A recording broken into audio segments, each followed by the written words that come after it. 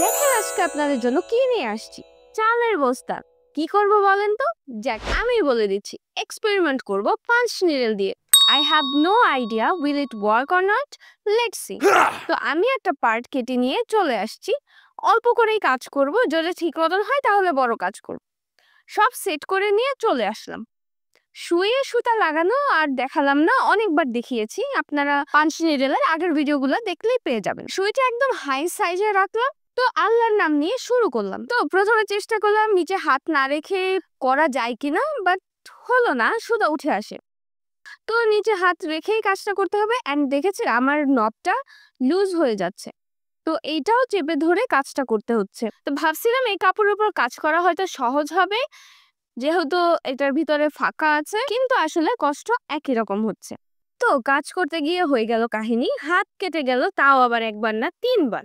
নিচে হাত দিয়ে কাজ করার অসুবিধা একটাই, হাত কেটে যাওয়া চান্স। যাই হোক, এই এক্সপেরিমেন্ট কিন্তু সাকসেসফুল, কারণ এটার উপরে কাজ করা যাচ্ছে। তবে আজকে একটা জিনিস নোটিস করলাম, সাইডগুলো করতে বেশ ঝামেলা হচ্ছে।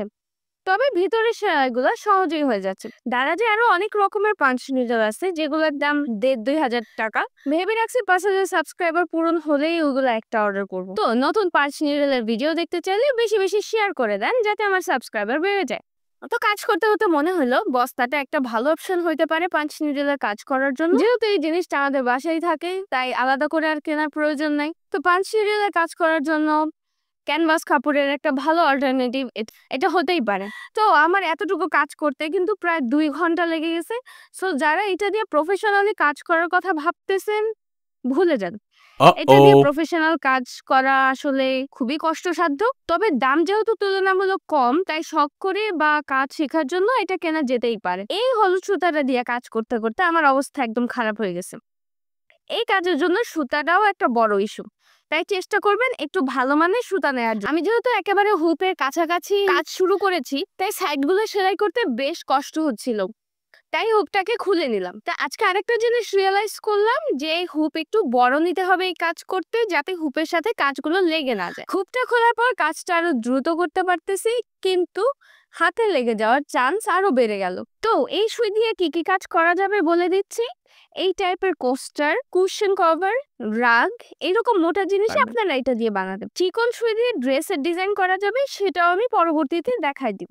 এটা দিয়ে কাঁথা বা বিছানা চাদরের কাজ করা যাবে না, আসলে করলে সেটা খুব একটা আরামদায়কও হবে না। এরপর পাঁচ নিডল দিয়ে আরো কাজ করার ইচ্ছা আছে। তো ইউনিক সব ক্রাফটিং আইডিয়া পাওয়ার জন্য এখনই চ্যানেলটা সাবস্ক্রাইব করে রাখেন। আর কোনো প্রশ্ন থাকলে অবশ্যই কমেন্ট করে জানাই দেন। তো এই হলো ফাইনাল আউটকাম। এখন এটাকে চারপাশ দিয়ে কেটে নিচ্ছি।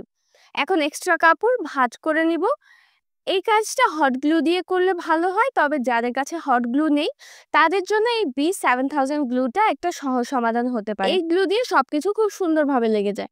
আপনারা যদি এখনো এই পাঁচ নিডল কিনতে চান, তাহলে অবশ্যই লিংক আমার ডিসক্রিপশন বক্সে এবং কমেন্ট বক্সে দেওয়া থাকবে। আপনারা সেখান থেকে এই পাঁচ নিডলটা কিনে নিতে পারবেন। আর পাঁচ নিডল নিয়ে আরো ভিডিও দেখতে চাইলে অবশ্যই চ্যানেলটাকে সাবস্ক্রাইব করে রাখতে হবে।